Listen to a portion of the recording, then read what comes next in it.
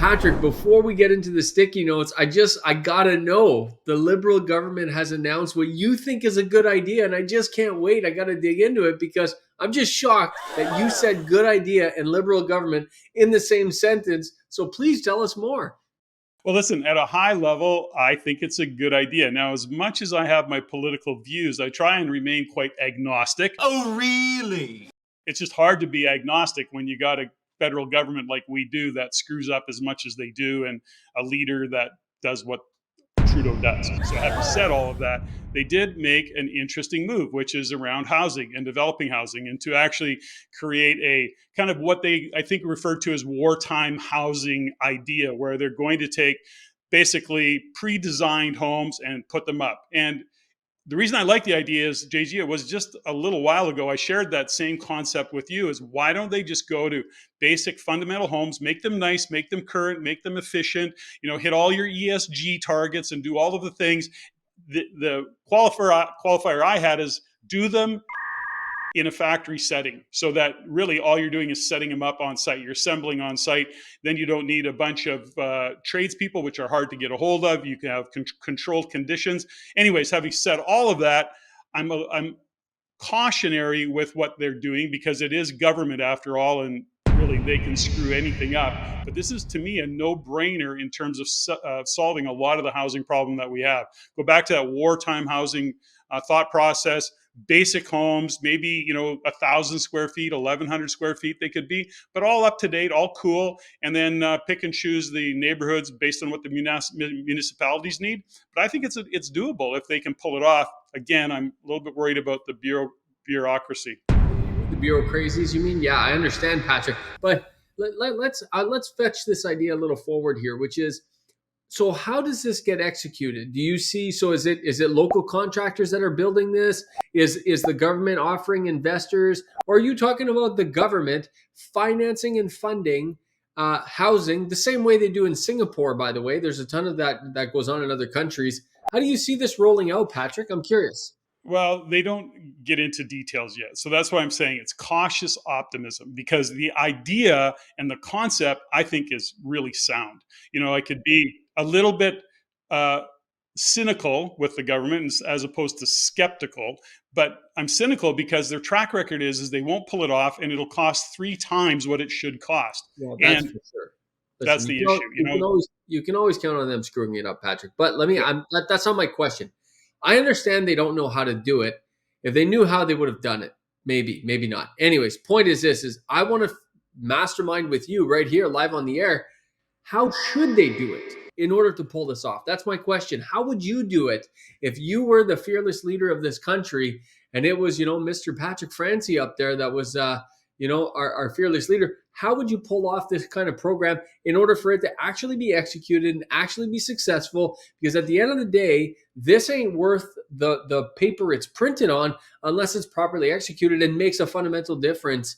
And I'm curious to see, and I love the idea. The question is, how can we make it, so that it's executable and a really good idea? What are your thoughts? I have some thoughts, so I want to know your thoughts. Well, as I've said before, at high level, based on what I think we could in fact pull off, is that we would do them in a factory setting. So in other words, we have the space, we create the space, and that could be empty warehouses. I don't care what it is, but convert space into a, kind of like the manufactured home concept, or even actually you could probably use a manufactured home supplier today and kind of help them reconfigure or whatever that looks like. But the point is, bring it into a factory setting, which is totally doable. It is being done. It has been done, where you don't need the level of trades on site to do some of the things that need to be done, because you can actually do it under controlled conditions in the factory, where you have trades guy directing and setting it up, so that in fact it's just a labor force that is actually hammering, doing what they need to do, but it doesn't require a whole bunch of trades guy on site. So that's the first part of it. Secondly, is that it is flatbed and then assembled on site. Once you have the location, you're going to go out and have a whole different team getting locations set up, whatever those locations, whether they're going to be basements or no basements, whatever that might be. But ultimately, that's how I would do it. Factory setting, you don't need as much skilled labor to do it, and controlled conditions and controlled costs. I think at a high level, that's the direction I would go. I like what you're saying, Patrick, and I want to go just a couple steps deeper into this, which is, first and foremost, I think where the government needs to do here is, number one, I think this could be a great source of jobs across the country. I mean, these are manufacturing jobs at the end of the day. That's what construction is. Construction is manufacturing jobs. You're just building homes. You're manufacturing homes. That's what this could be for this country. And I think those are higher paying jobs. These are high paying jobs. I think it's fantastic. And that's definitely something that could go forward. Where I think the government needs to do where they can play a really key role is two things. Number one is to set the proper narrative, Patrick. So far, what the government's been doing in terms of narrative is setting the wrong narrative. They've been vilifying investors like you, like me, like this community. They've been vilifying them. They've been doing everything they can to discourage investors from investing in real estate. Unbelievable. Unbelievable. That's what's been happening. I think that's got to be corrected, and the narrative has to be aligned to help us solve this housing crisis. Because if you unleash the right narrative and get us all us investors going in the same path, that's where you're going to solve this problem, I think. So I think the narrative is really important, and I think the incentives are really, really important. And right now, both are against us as investors, and we want nothing to do with it. But if you can fix the narrative and get the incentives right, which means low cost borrowing alternatives, which right now is impossible to get low cost alternative. It's a great time to be introducing those kinds of incentive to get everybody aligned and rowing in the right direction. And then I think you will build and organize this kind of program. And I'll give you another good example on incentives. It's like grants. If you had the right grants for investors to build a manufacturing facility in order to manufacture these things, that's what's going to work. The government should not be building homes. I want to be very clear. If that's their plan, they're going to fail. Governments can't build homes. 100%.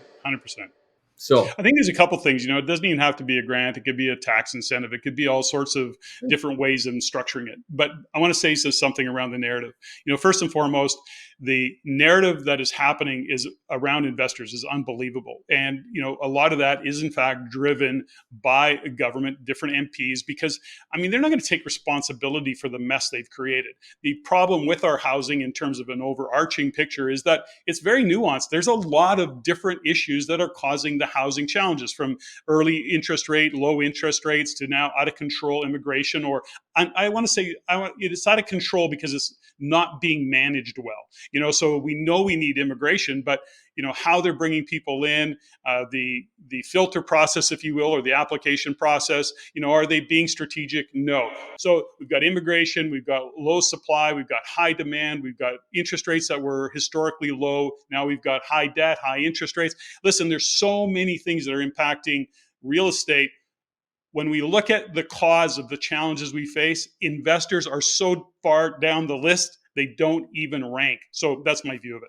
But it's funny, and we've proven this stat many, many times, Patrick, that the Canadian regular investor, like you, like me, like everybody who owns a couple rental properties, we make up the majority of the rental pool here in Canada. We are the ones that's going to solve this problem.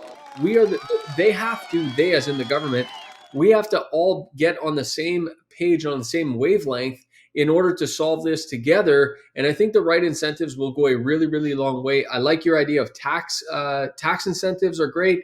Grants are phenomenal. Borrowing options are phenomenal as well. The government can and should facilitate borrowing options for us to be able to build this stuff. Patrick, how many investors could you name right now off the top of your head that would love to build an extra 5, 10, 15, 20, 30 rental units if it was facilitated, and if it was easier to do so, they all would do it? 100%. And this goes back to what I've said many times, and I know you're the same way, is we don't mind paying taxes. It's what our government's doing with our tax money that's driving me crazy.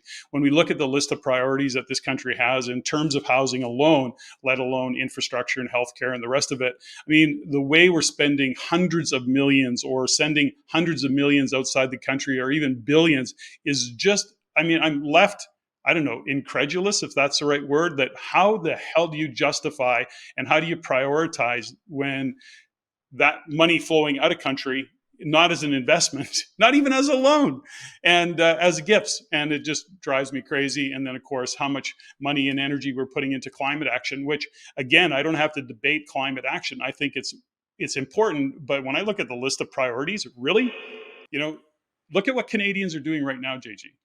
They're having to prioritize where they spend money. And many homes are literally having to do that because of how challenging it is to make those high interest payments.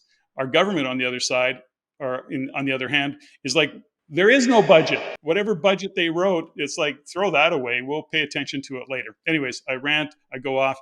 Back to housing. I think the idea is good, whether they can pull it off or not. If it's the government that's going to take it all on, 100% it's set up to fail. But I think the idea is great. Absolutely. If you like what you learned here, go to the description below and subscribe for our free Insiders newsletter, where you can also stay up to date for our upcoming events and our courses.